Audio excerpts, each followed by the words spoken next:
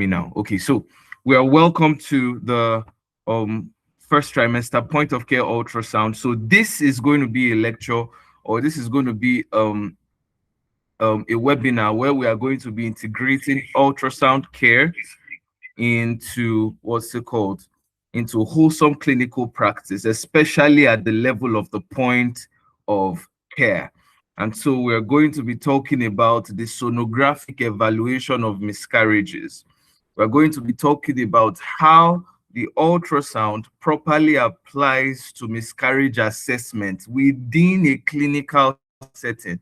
So a client comes to you and there are suspicions concerning miscarriages, and now what's it called, how the ultrasound is going to play a role in making that assessment within the clinical context.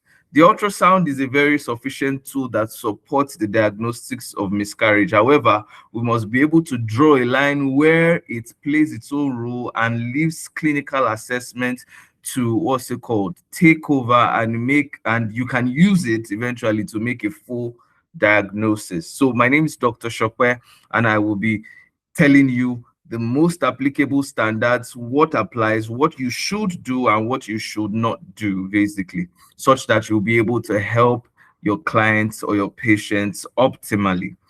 So, let's talk miscarriages, and I'll be talking under the introduction, the etiology, the clinical division, the role of ultrasound, a brief talk on the anatomy,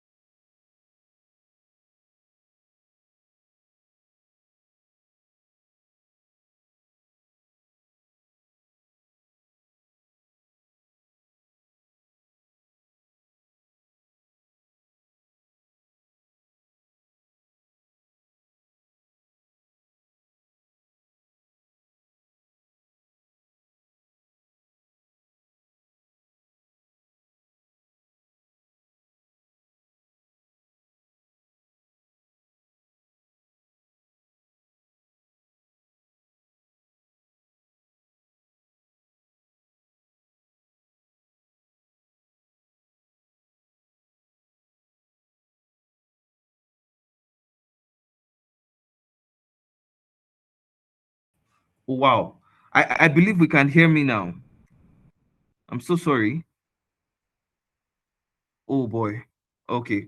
I believe we can hear me now. Sorry, there's just a challenge with the audio, but can we hear me now?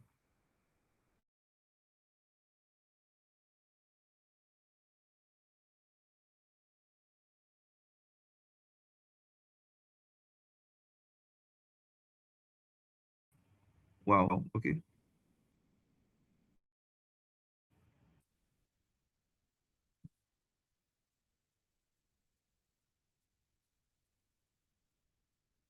Okay. Thank you very much. Sorry, just some what's it called, challenges with the audio here. Okay. All right. Thank you. So where did I stop? Let me just try and make a quick recap. And so I said that the acceptable age of viability, especially when we are making comparisons within a particular country, basically, is about 22 weeks gestation. However, in places where, especially, or in countries where, what's it called, there is still no modern resuscitation or life support facility, it is still okay to push for 28 weeks as the age of viability, beyond which we were 28 weeks and beyond as the age of viability. However, and this is because despite the fact that we are making comparisons with national data, the absence of modern resuscitation and life support facilities still supersedes and determines what the age of viability should be. However, according to the World Health Organization, when you are now trying to push for international comparisons, where you are now going to factor in developing countries, developed countries, and underdeveloped countries, we push the threshold a little bit further and then give the age of viability cutoff to be 28 weeks and above, or a birth weight of greater than or equal to 1,000 grams. And so this is what we usually have. However, one thing you need to know is that after the acceptable age of viability within the geographical setting, pregnancy loss or expulsion prior to the completed 37 weeks of gestation is termed as stillbirths. Most miscarriages usually will occur within the 5th and 12th week and are largely spontaneous. Most miscarriages would occur between the 5th and the 12th week, and they are largely spontaneous. So, age of viability in a developing setting without resuscitation or life support facilities, we can put it at 28 weeks.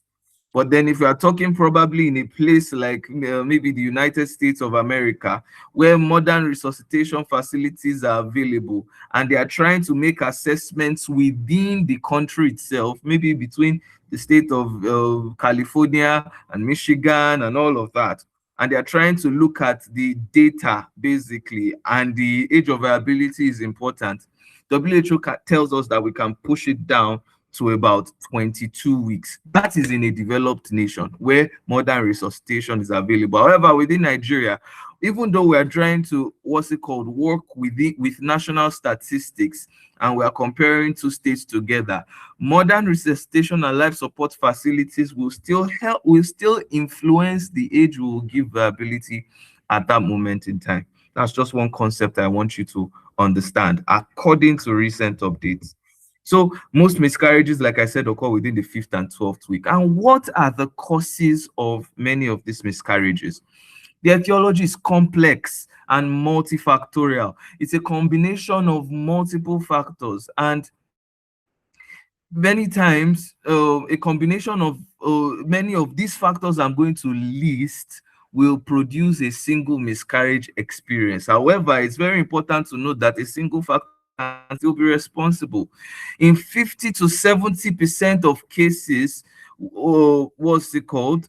In 50 to 70% of cases of miscarriage within the first trimester, it is usually associated with chromosomal abnormalities.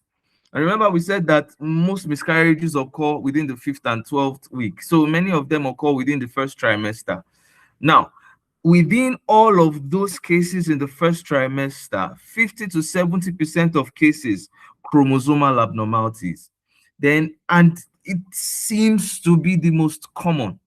Spontaneous abortions. If you do a karyotyping or genetic testing to the abortus or to whatever came out, to the product of conception, you'll find out there is an issue, intrinsic issue with the genetic makeup of that fetus that could not allow for sustenance of life or growth. Then we can now come down to hormonal factors, maybe luteal phase defects, anatomical issues within the uterus, which accounts for about 10 to 15%. Cervical factors also too can play a significant role. And then also too, immunological factors play a good role. We've heard of some syndromes that can lead to spontaneous miscarriages. So it's very important to factor that in. Then also lifestyle factors, alcohol and smoking, many times playing a role with all of these other factors can cause it also too. Genetic factors within the mother, and in many cases, we do not know, unknown, and they carry a significant percentage unknown. So one of the things you must do as a practicing physician at the point of care, or someone at the point of care, health professional at the point of care, is to look out for these factors as what's it called, the course of the miscarriage in your history taking. Ultrasound is very crucial in miscarriage assessment. Why? Because it confirms the presence of the gestational sac and the embryo.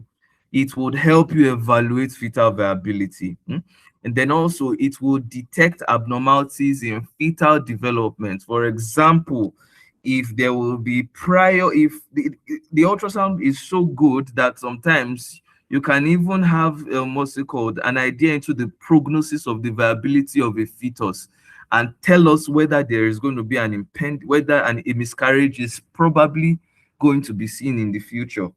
For example, imagine if the crown rump length, the difference between the crown rump length and the mean sac diameter is less than 5 millimeters.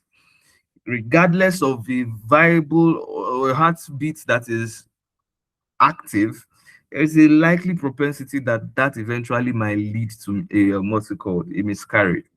You understand? So it detects abnormalities in fetal development. The ultrasound also helps you identify retained product of conception, and it will help differentiate between the types of miscarriages. And then also, very importantly, one of the reasons we will use the ultrasound at the point of care is that it will help guide management decisions.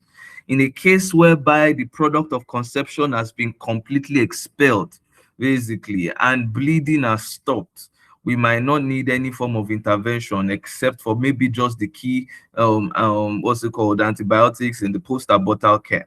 But where we still have significant amount of retained products of conception, and then that will now inform other management techniques. So therefore, at the point of care, ultrasound is going to be very important in the evaluation of the miscarriage. And so the value of ultrasound in miscarriage assessments is that it is non-invasive and safe. It provides immediate results. It's highly sensitive, highly specific. Basically, you can perform it transvaginally or transabdominally. It allows for repeated assessment without radiation exposure, and it helps reduce the need of unnecessary intervention and surgeries. Now, let's talk on miscarriages. We've heard of threatened miscarriage, inevitable, incomplete, complete, and missed miscarriage. And many times we are very quick to even put this in an ultrasound assessment. This is where I would like to draw the line. These 6 miscarriage assessments are clinical divisions and not sonographic divisions. They are clinical divisions and not sonographic divisions. Threatening miscarriage, inevitable miscarriage, incomplete miscarriage, complete miscarriage, missed miscarriage, septic miscarriage are first of all clinical divisions of miscarriage. So a woman comes in, yeah, and then what's it called? She comes in for a scan. You are meeting her in a diagnostic center, basically, and then she's bleeding per vaginum. You get the history.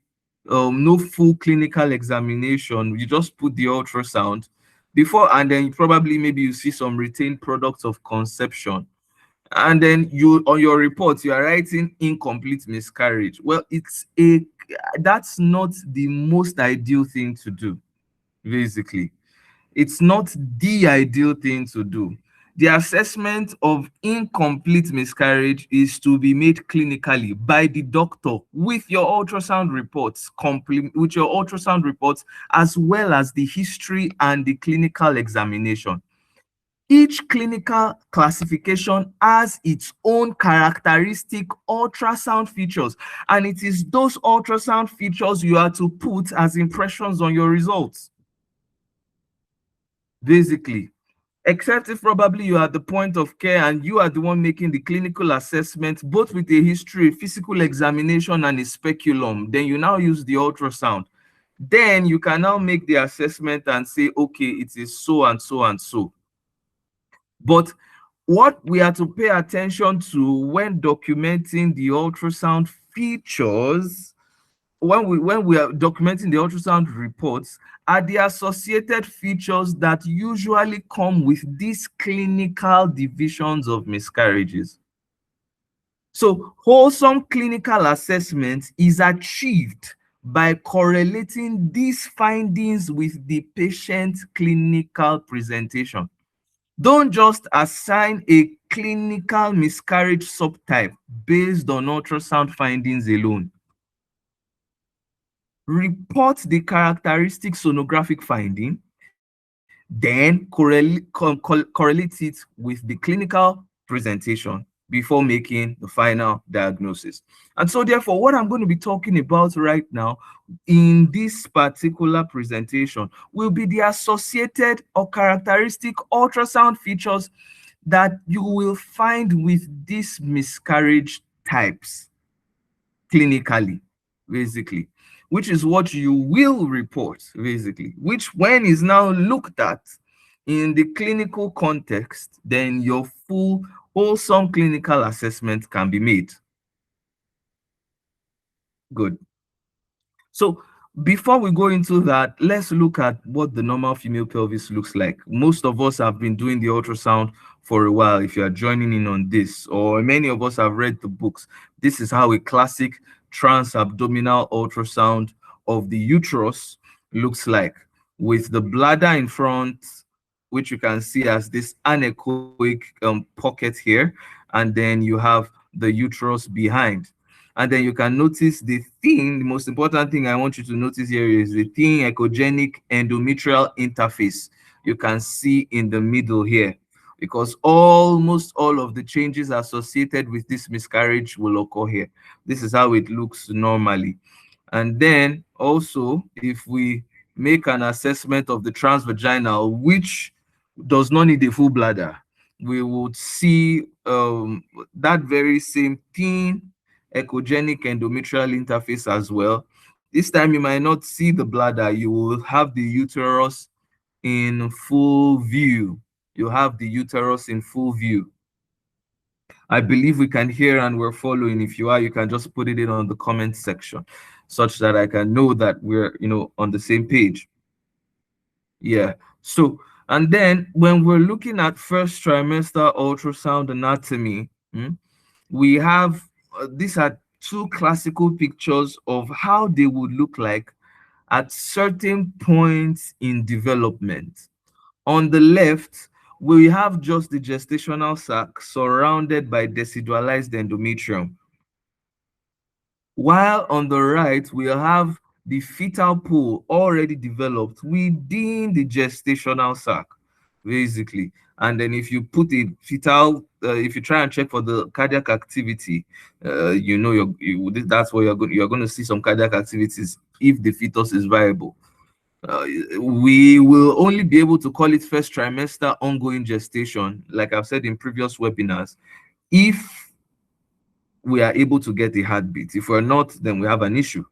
But while we have not been able to see the fetus as we're seeing on the left, as well as the what's it called, as the heartbeat, and we're just seeing the gestational sac alone, at this point we can't call it first trimester ongoing gestation. We call it early sciasis, then query its viability.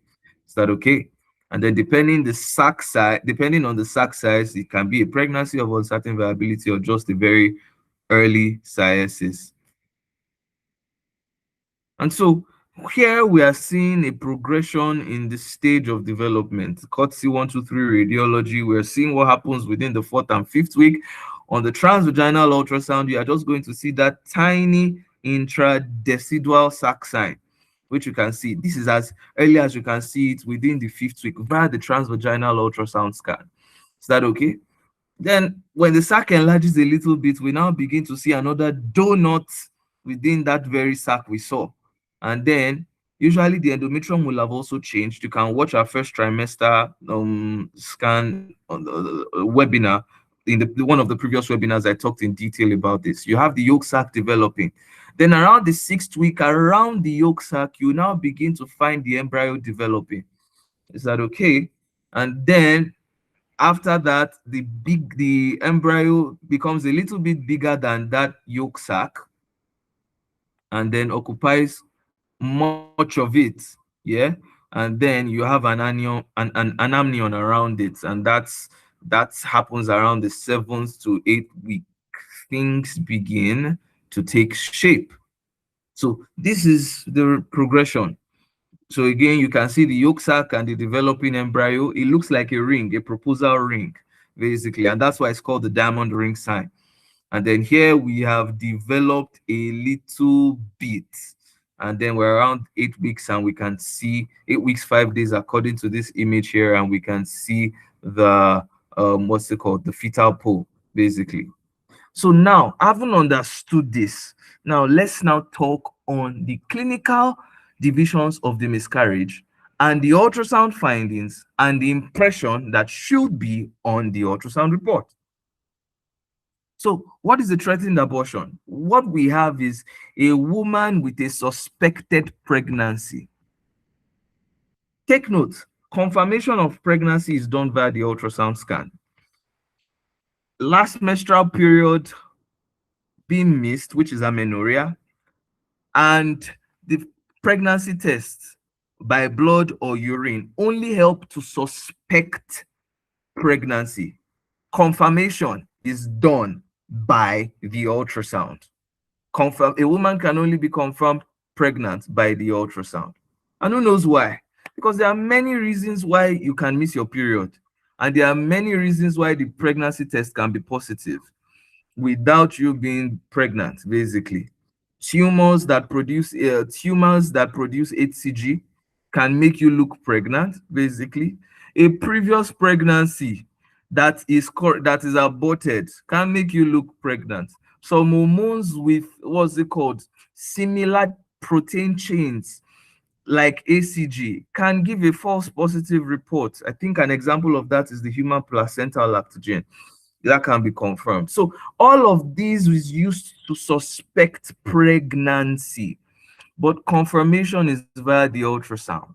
And so therefore, for a threatened abortion, a woman is suspected pregnant, either suspected pregnant because the period has been missed and is or is delayed, and or the pregnancy test is positive, either via blood or urine. Yeah, so she comes in, I'm doctor, I can't find my last menstrual period. You do a pregnancy test, whether via blood or urine, serum beta HCG or urine, it is positive. Or this woman had probably come in before and you had done an ultrasound and she was confirmed pregnant. And then these are the things surrounding her. But then she now comes in and she's now bleeding before the accepted age of viability. If it's going to be in Nigeria, what age would that be? 28 weeks, basically. If it's in the US, 22 weeks, basically. Basically. Yeah. So she's bleeding before the age of viability. So, doctor, I'm bleeding. My last menstrual period was this. Or doctor, I was the one that came in last week. We already confirmed that I was pregnant, but now I'm bleeding. Help me, help me. And very importantly, she's having lower abdominal pain, or she's cramping. And it's either mild or it's severe. It's either mild or it is severe. And then you go ahead and you do a speculum examination for this woman. Standard. You check the cervix and the os is closed. The os is completely closed. You don't find any opening. This is the clinical history that is given on the ultrasound report. Then, because you're at the point of care, you now do an ultrasound for her. And what do you find in this case? For a threat to be able to suspect that you are dealing with a threatened miscarriage. Quite all right, you find a gravid uterus. There is viable intrauterine gestation. Or you just find a sac that is intact, eccentrically located sac, intact. It's still located around the upper endometrial segment. It is not low-lying. It is not displaced, it's not irregular. This is very important, especially if the pregnancy is still very early, maybe around the 5th week or before 6 weeks is starts. You know, at that period you might not really see the fetal pool, and so therefore what's it called, you are in that instance, you have to make your judgment with the intact eccentrically located gestational sac, as long as it's still properly located. Or this time around, you find a gestational sac, you find the embryonic pool, you put a pulse wave Doppler, and you are finding a heartbeat. Is that okay? Then you still check the cervix and it's closed. And then also too, another thing that you see or you may not see is the presence of a heterogeneous collection around the sac, which is what we will call a subchorionic hematoma. So we're seeing one right here. This one is just at the lower pole of the sac. You may see it, you may not see it. These are the associated features that you will find with a threatened abortion. But very importantly, you have an intact sac or a sac that has a viable fetal pool with maybe you visualize a closed cervix. But very importantly, that viable fetal pool in the clinical context that we have already talked about is enough to be able to make your diagnosis without any form of what's it called, uncertainty. Is that okay? These are the features you will find. But then there are some things you might see that might make you think that Kai, the outcome of this might be quite uncertain. What I'm about to mention to you are poor prognostic features. That is, you're seeing this woman, you're seeing these features within the ultrasound, and in your mind, you have already concluded, or you fear that if you see her in a later time, the pregnancy might have completely miscarried, or it might not be viable any longer. So these are the kind of people you want to give a close marking to. So what are these poor prognostic features? Number one, fetal bradycardia. You are having a heart rate that is pretty low, basically. So many times less than 100, and then in earlier parts of the pregnancy, maybe less than 80. Because in the first trimester, in the earliest part of the first trimester, where the autonomic nervous system is still developing, we give a wider range for the fetal heart rate, usually between 80 and 180, thereabout. Is that okay? So it's when things are balanced, things now get to 110, 160. So if the heart rate is pretty low, maybe around 12 week, you are seeing 60, then we say, Kai, there's a challenge. If you're following and you're getting what I'm saying, please, you can leave it on the comment section. Let me know. If you probably might need me to repeat stuff, you can let me know. Is that okay? Another thing that can make you know that the prognostic pictures are poor is that there could be a small mid-sac diameter for age. You're doing this woman's what's it called, scan. Okay, you're finding a sac. The sac size does not correlate with what you expect for age. It's a poor prognostic feature. Is that okay? There could also be a unusually large yolk sac or a calcified yolk sac.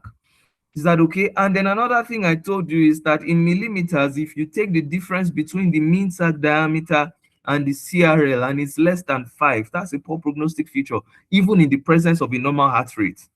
Is that okay? Another thing that can make you see that this pregnancy needs to, what's it called, uh, be properly reevaluated in the coming days to weeks, because there's a danger it's non-viable, is if that subchorionic hematoma that you see is very large. That is, it is occupying more than 2/3 of the sac circumference. Then you might think that this is actually a poor prognostic feature. Remember, in a threatening miscarriage, you may or you may not see a subchorionic hematoma. Is that okay? If the amnion, if you are finding what we call an expanding amnion sign, where the amnion is larger than expected embryo size, is that okay? Then it's also a poor prognostic feature. Then absence to poor decidual reaction is also a poor prognostic feature. All of this might, what's it called, make you think that, okay, make you fear that this pregnancy might eventually miscarry. Eventually. And in your assessment, is that okay? If you find an intrauterine gestation that is actively, that with the active heartbeat, your assessment should be viable intrauterine gestation. Keep in view threatened abortion. So you are not the one saying threatened abortion. Your assessment is viable intrauterine gestation, keep in view threatened abortion. In the case where you cannot see, what's it called, the fetal pole to be able to say this is viable, you can just say early sciasis, query viability, keep in view a threatened abortion. Because and the reason you are keeping in view a threatened abortion is because of the clinical, what's it called, context of bleeding. Is that okay? So include subchorionic hematoma. Just a side note, include subchorionic hematoma if present, as well as any other poor prognostic feature. Note that small to moderate subchorionic hematoma in an otherwise viable pregnancy has good prognosis, meaning that you can also find a subchorionic hematoma in a pregnancy that is not, what's it called, in a situation whereby there is no threatened miscarriage. And it's fine. It's okay. It can be present in all, what's it called, in all of these studies. These things, subchorionic hematoma can be present in a normal pregnancy, especially if it's small or medium, basically. But we're just telling you that in a case where you have a threatened miscarriage, you can also find it there, basically, and you can also note it. So this is a case of a threatened miscarriage. A visible fetal pole is seen on the right, as you can see. When we did the heart rate, we can see that we're able to count the heart rate on the left. Small subchorionic hematoma was present. Is that okay? That can also be noted in the impression. This person also had a history of what? Abdominal cramps and bleeding per vaginum. And so therefore, in this instance, what was my impression? Viable intrauterine gestation, keep in view threatened miscarriage, because I already knew the clinical context. And then I just noted below subchorionic hematoma. Is that okay? That can be put, that may not be put. You can also put that at your report level where you're talking about the report before the summary or impression. So now, this was also a threatened miscarriage, but with a heartbeat. But very importantly, what do you see here? we see an echogenic yolk sac. What does this infer? Threatening miscarriage, quite all right. Whatever the diagnosis might be, maybe viable intrauterine gestation, maybe because there was a heartbeat, but because of the calcified yolk sac, in your mind, you should know that this is a poor prognostic feature, and you should put that in a note. Calcified yolk sac is seen, which confers a poor prognostic feature on fetal outcome. Repeat scan, serial monitoring is advised, basically. But the most important thing is you already are aware that calcification, yolk sac calcification, is not a good thing, basically, especially in early cirrhosis. I trust this is clear. Now let's look at inevitable miscarriage. Inevitable miscarriage is another clinical division of miscarriage. And what it is that the pregnancy is destined to miscarry. Except by a miracle, there is no going back on this. And what are the features? Look at it. It's a clinical division. Why? Because the findings are largely clinical. What are the features that help you make an assessment of an inevitable miscarriage? It is when you have an open or dilated cervical os with a compromised, take note of the word, or bulging or prolapsing membrane or sac. That is, through the cervical os, we are finding maybe a sac prolapsing.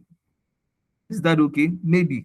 Or it just assumes a lower position as if it's on the way to be expelled, regardless of whether the cardiac activity is present or absent.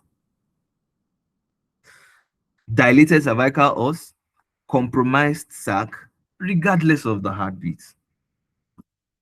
And so therefore, what will the clinical history look like?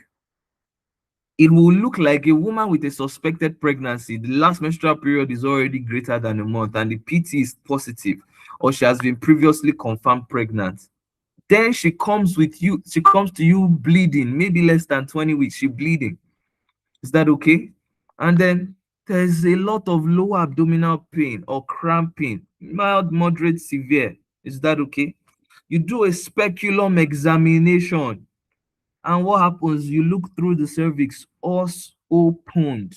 You're concerned. Is that okay? You are thinking inevitable miscarriage. In fact, you already make your assessment of suspected inevitable miscarriage. Then you send this person for an ultrasound. And look, you are at the point of care. You are also the one doing the ultrasound as well. Is that okay? And then you now say, okay, let's do the ultrasound. Now, what would the ultrasound look like? Before I talk about what the ultrasound look like, take a look at some of these pictures here on the ultrasound. We're going to talk about them shortly. Just make a mental note of it. Now, one very important feature of one very important differential of an inevitable miscarriage is a cervical ectopic pregnancy. Take note of that. You will need a TVS to really make your assessment of this so as to differentiate this. It's pretty important. Is that okay? So cervical ectopic pregnancy is a strong differential, and I'll talk about the differences. So now you have made your clinical assessment. Now you want to support with an ultrasound feature.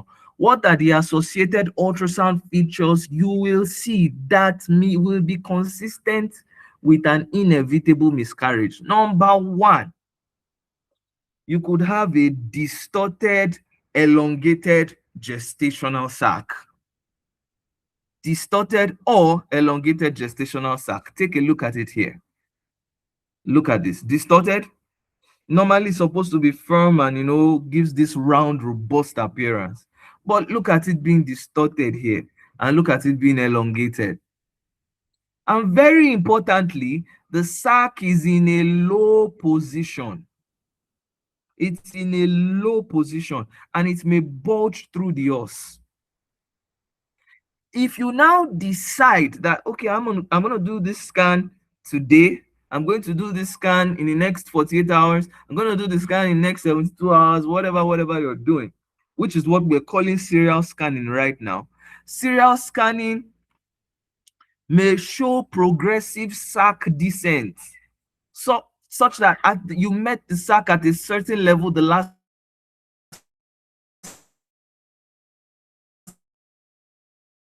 time you did the scan. Comes down slightly lower. It comes down what? Slightly lower.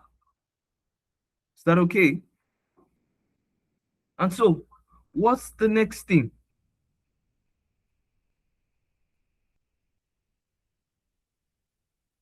Sometimes just above the sac, you will find fundal heterogeneous material. Fundal heterogeneous material just above the sac. I would show you.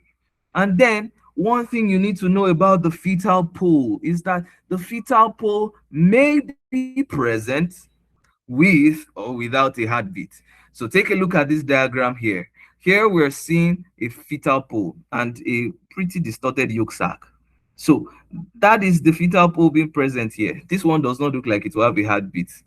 Looks like some resorptive process have taken place, because normally you should see an active, a more echogenic fetal pole relative to this.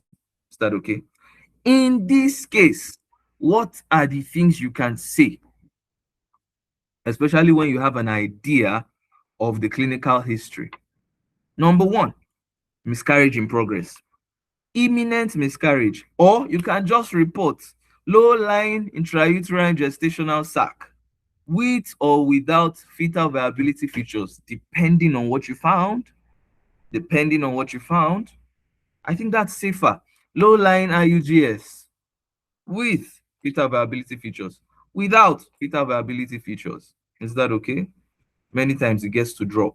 So note this, ultrasound may demonstrate a low-lying or prolapsing gestational sac. However, the diagnosis of inevitable miscarriage should only be made after correlating the sonographic findings with evidence of cervical dilation on clinical examination.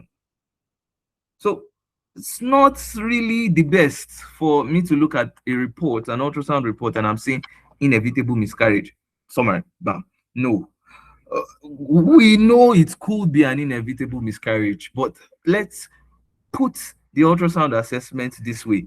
It is, the word inevitable miscarriage is a clinical division and not a sonographic division. This is one of the things we must know. So now look at this inevitable miscarriage. Why? Because of that feature of this circle being irregular and distorted. And it's already even descending. It extends already to the lower parts of the uterine echoes. Is that to the lower uterine segments, even up until the cervix. There is no fetal pole that we are looking at here, or there is nothing that looks like a fetal pole. The internal echoes could be a non-viable fetal pole. Is that okay? So now let's now see why or when we will now differentiate, how we will now best differentiate rather an inevitable miscarriage. I mentioned that you will see fundal heterogeneous material. So take a look at this particular image on the left here, where we're talking about an abortion in progress or an inevitable miscarriage. Just above the low-lying sac, we can see some heterogeneous material. This is all those parts. Sometimes it could be blood with some of those sac materials. You can see that. So look at this heterogeneous material just above the sac at the level of the fundus. That's why it's called fundal. It now comes to differentiating this abortion in progress or inevitable miscarriage from a cervical ectopic pregnancy. What are the things that we need to look at? First of all, consider the shape of the sac. First, after considering the clinical history, consider the shape of the sac, very irregular. Now, what we will usually see on an ectopic pregnancy as an echogenic ring surrounding decidualization, tubal ring sign, bagel sign, thick decidualization around the sac will be absent in abortion in progress. Is that okay? And in most cases, there will be no heartbeats. And then on serial scanning, the thing keeps dropping, changing with time. However, for a cervical ectopic preg, and if you also try and observe a little bit, you would see that what's it called? That sac is kind of occupying where the os is. However, for a cervical ectopic pregnancy, where the pregnancy actually implants into the cervical lip, you will see some close association, you will see some embedment into the cervical lip. But in addition to that, you have a well-rounded sac, an echogenic ring that will be well vascularized. Is that okay? The embryo will show good heartbeat. Is that okay? And its position will not change with time. Its position will not change with time. So this is another example of abortion in progress. As you can see, elongated sac coming down. Is that okay? It's already coming down, coming down. Definitely this is not cervical ectopic. Then look at this one also too. This one is already at the level of the cervix. You can see this irregular sac already gone. Is that okay? At the level of the cervix. And if you look above it, you will see some fundal heterogeneous material. The presence of a fetal pool with with features of viability here is highly unlikely. Is that okay? Now, incomplete miscarriage. Let's talk about that. So, incomplete miscarriage, what happens is a woman with a suspected pregnancy, like we have been talking about, is that okay? Or previously confirmed pregnant, is that okay? And then what happens is there is bleeding per vaginum before the accepted age of viability. Is that okay? There will be some lower abdominal pain and cramping, mild to severe, most cases severe, that you will see, except if probably painkillers have been given. Is that okay? So that can influence how it is. And then there will be history. Then apart from the bleeding PV, sometimes, or in most cases rather, there will be a history of expulsion of some products of conception that could take the form of dark clots, solid tissue-like material, even as the bleeding persists. Yeah, is that okay? So we'll have passed something out. And then if you do a speculum exam, the os is opened. When you find this case, it is very important that you treat with utmost importance, as it is usually associated with complications like endometritis, myometritis, which if not attended to can lead to peritonitis, septic shock, and then disseminated intravascular coagulopathy, DIC. Is that okay? What are the associated ultrasound features with incomplete miscarriage?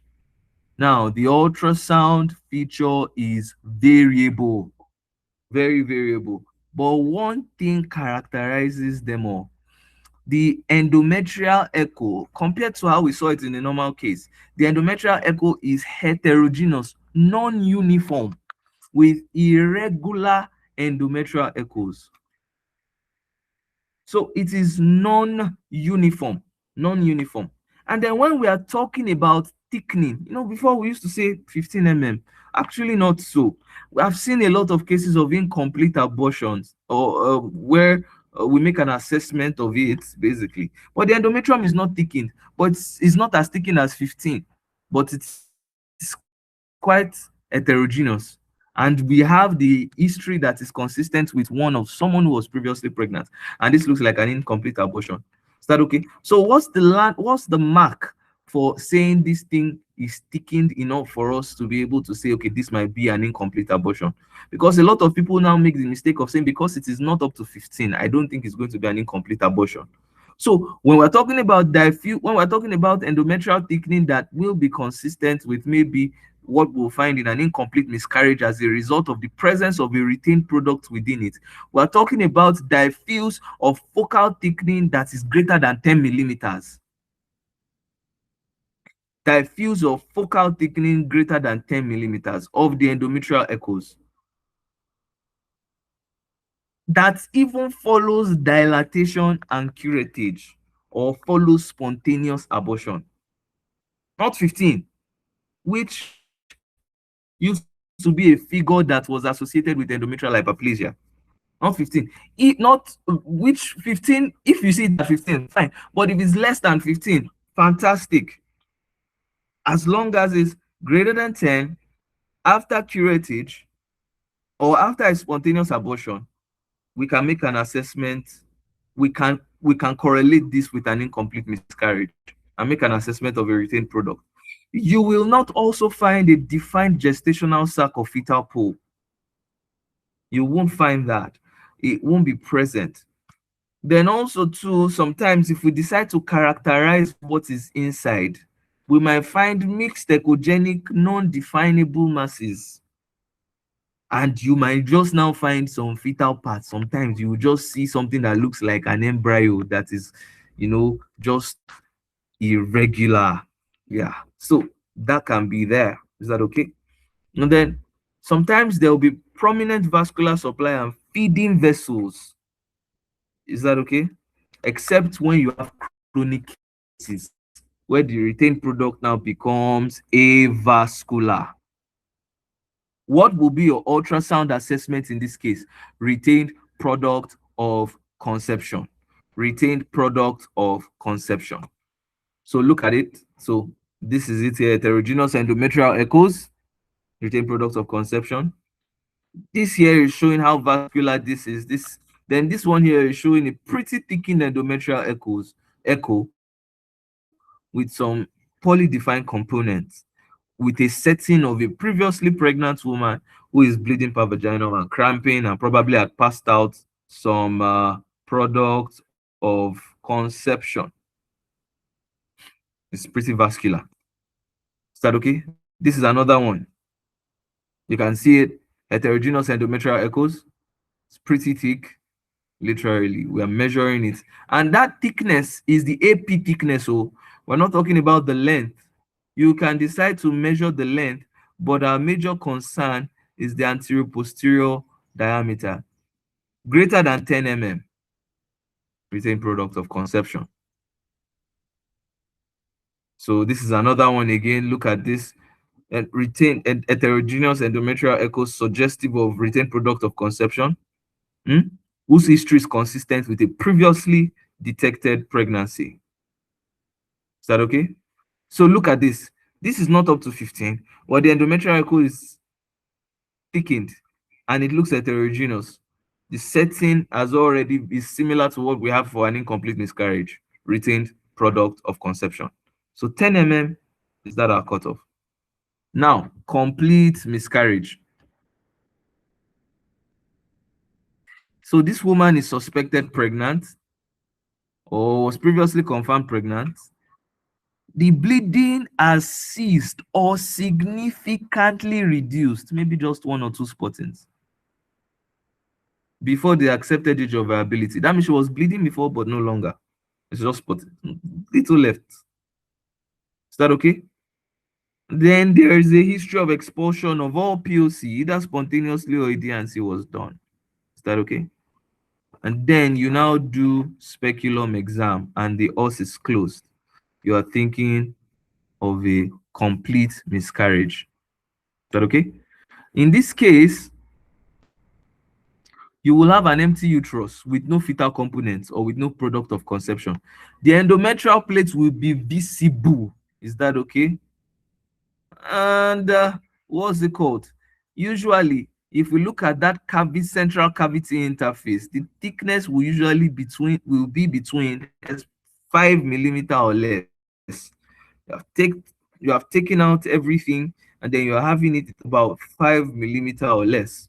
Your assessment, empty uterus, then you can say keep in view complete miscarriage. But empty uterus, is that okay? Empty uterus is fantastic. Now, missed miscarriage.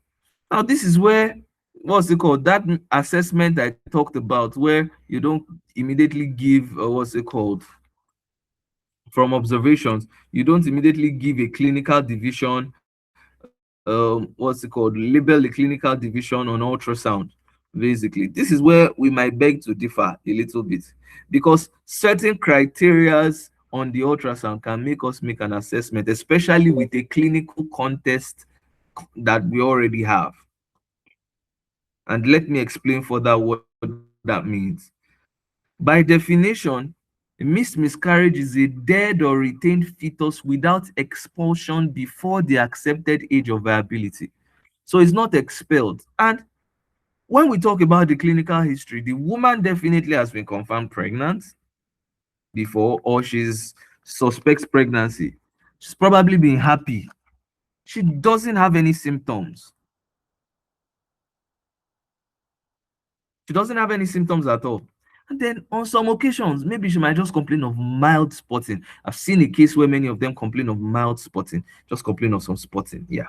So complaints of a little bit of spotting. Then when you now do the ultrasound, what do you see? The new criteria now says that if you find a gestational sac with an embryo that has a CRL of greater than 7 millimeters, take note, with no cardiac activity on transvaginal ultrasound, it is diagnostic of missed miscarriage. So this is what I was saying. You can put missed miscarriage on the report, basically. It is diagnostic of missed miscarriage. You know, before we used to talk about greater than 5 for transvaginal, greater than 7 for transabdominal. New criteria technically does not, for the sake of precision, you typically use transabdominal for to make an assessment with specific diagnostic cutoff. Is that okay? In most modern guidelines, to be able to make sure assessment, transvaginal ultrasound is very important to be double sure, especially when you want to make that decision, that very sensitive decision between viability and non-viability. Is that okay? So you do a transvaginal CRL greater than 7 mm. This woman has no symptoms, or she's just spotting a little bit and she thinks it's implantation bleed, but her stomach has not been growing and she's wondering what's going on. Is that okay? Make an assessment by the transvaginal. CRL is greater than 7 mm, no heartbeat, miscarriage. Sometimes you could find associated placental enlargement because of hydropic changes. And then, if you indeed still find a fetal pole or an embryonic pole, sorry, the word is embryonic pole. If you take the CRL, it does not correlate with the gestational age by LMP, because the CRL is supposed to be able to tell you gestational age. But if you now do the gestational age by LMP, the gestational age by the LMP will be a lot bigger or larger than the gestational age that the CRL is telling us. The CRL might be telling us this is about 8 weeks, while the gestational age by LMP will be telling us maybe this is about 11 weeks. And many times that can even point us to when the assault or when the fetus, you know, what's it called, became non-viable. So what will be your assessment? Early pregnancy loss or missed miscarriage? Simple. Early pregnancy loss or missed miscarriage. So look at this. We did a CRL greater than the value. We did a CRL here. We can find the fetal pool. Is that okay? But then when we look at the fetal pool, no cardiac activity. So this is a picture of how it will look. Is that okay? No cardiac activity. Then the last but not the least is what we call septic miscarriage. Now, this is what happens when you don't properly take care of the miscarriage. These are additional features that might actually be added up onto a retained product, basically. So what happens is the retained product of conception that you will have found in an incomplete miscarriage is infected. And it is because we did not manage the miscarriage properly. that okay? And then what happens? This woman has severe lower abdominal pain. Obviously, what was there in incomplete miscarriage could be there. Bleeding per vaginum, is that okay? But then to now add to it, we now start seeing features that suggest sepsis clinically. Fever, some very bad vaginal discharge that may even be mixed with the blood. Blood could appear dark. Is that okay? The abdomen may be tender. Then if sepsis has really gone a long way, you could now start having hypotension, tachycardia. And then if you take some labs, there could be anemia and leukocytosis. What are the key ultrasound features you need to know? Obviously, the uterus will be bulky. There will be heterogeneous echogenic debris within the endometrial echoes, just like we will see with incomplete miscarriage or retained product of conception. But very importantly, to show the presence of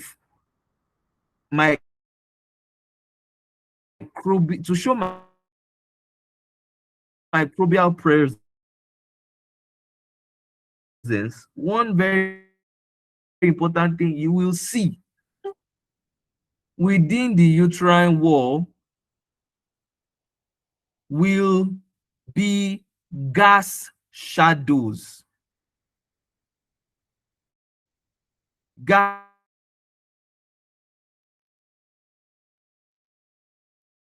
within the uterine wall if there's some case of myometritis or something.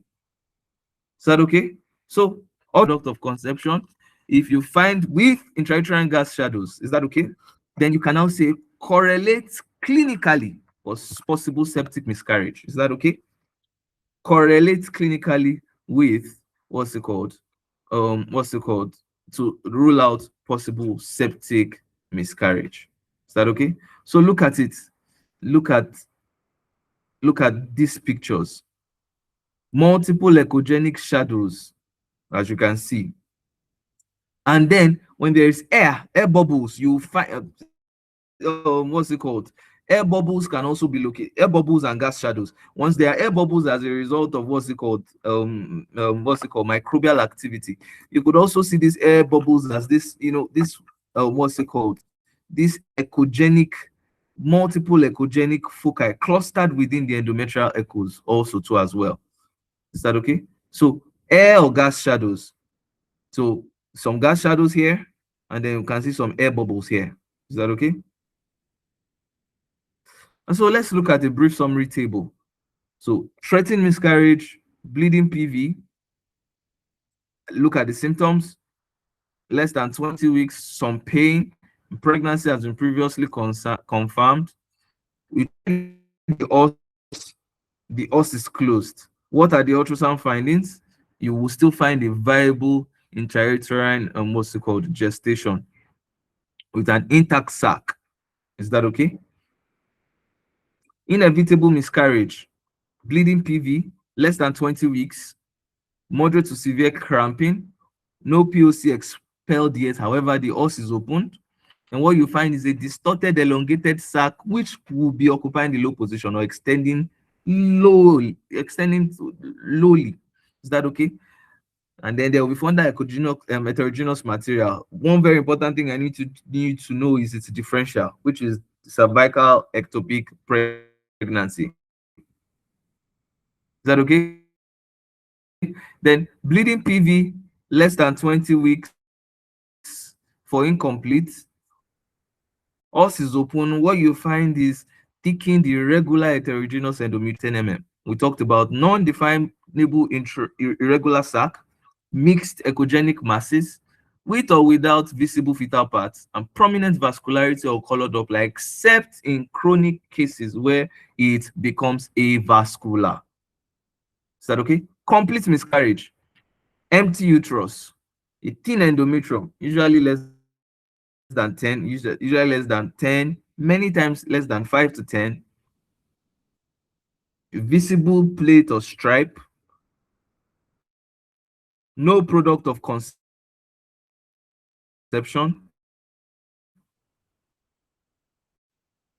or gestational sac identified.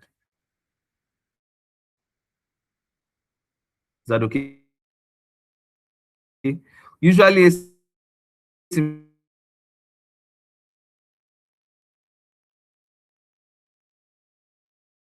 ultrasound scan with no card will be present. However, you don't even need that first of all before you make that assessment.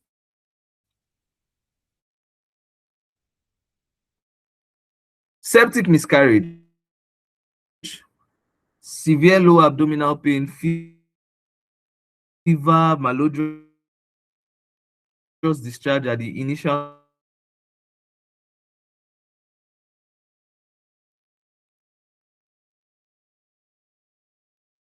pulse. Gas shadows, you see them giving that bring down artifacts.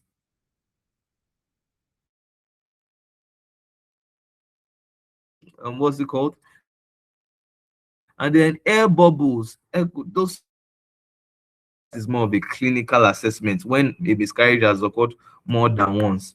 Basically, the features will be variable depending on what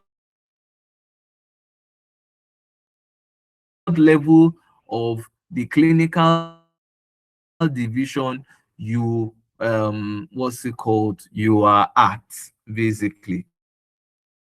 So sometimes but many times it will be either within the inevitable range or inevitable range to scan, and then you're still finding a low lying distorted elongated gestational sac. At that moment, your diagnosis will be what you will put when you are trying to make an assessment of an inevitable miscarriage, which will be an abortion in progress or a low lying IUGS, basically, with or without. Many times without. You need to know when making an assessment of an inevitable, oh sorry, when we are making an assessment of miscarriages. Thank you very much. So let's just recall some few things. So what is the threshold CRL at which the fetal heartbeat must be detected by the ultrasound? Now this is where I'll need some of your responses. If you can, as quickly as possible. We have 10 seconds to do that. Okay, 10, 9, 8, 7, 6, 5, 4, 3, 2, 1. Okay, so what is the age at which the fetal heartbeat must be detected on the ultrasound? Good. So the answer for that is 7 mm. You're doing a transvaginal, you're doing a transabdominal. What you should see that heartbeat at 7 mm. Is that okay? So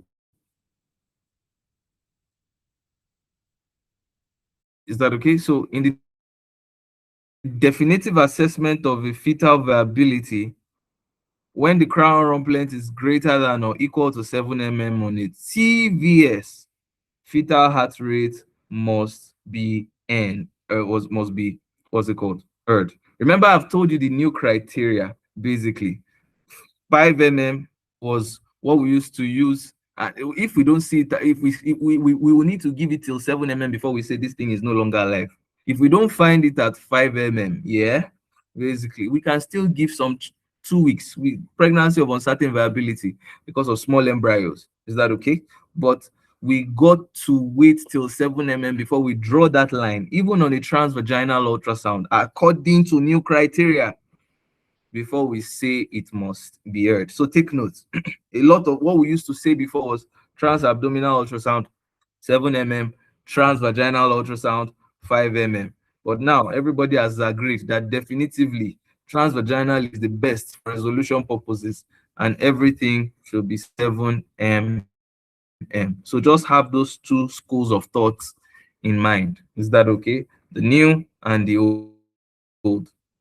So which of the following is a no? So I love that attempt. That's a fantastic one. Good. So but let's just note that So which of the following is a normal finding in the first trimester ultrasound? Is that okay? So this is so straightforward. Fetal movement, fetal heartbeat, yolk sac, all of the above. The answer is definitely all of the above.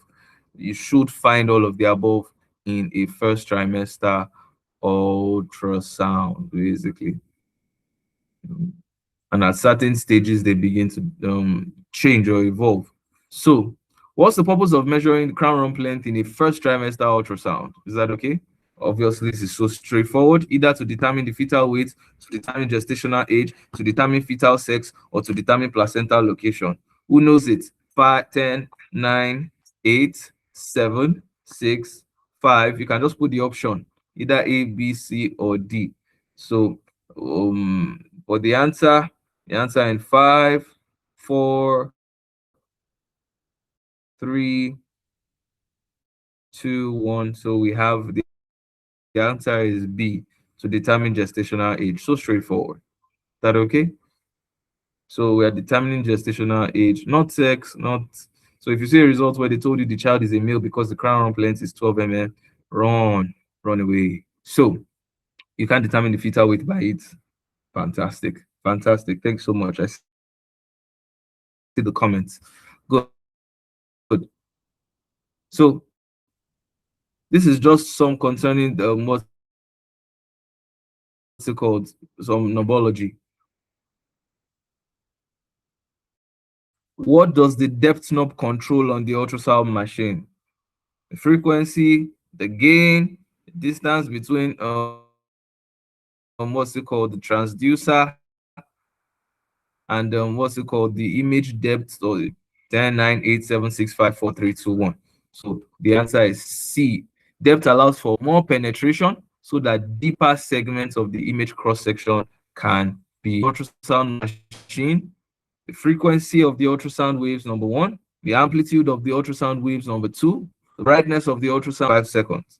5, 4, 3, 2, 1. The answer is C, brightness. Is that okay? And the frequency, what does the frequency control? These are just a few things on biology, basically. Frequency knob, basically, if you have it, helps with your resolution. Thank you so much. So just some upcoming webinars that I am to share with you. So if first of all, before I share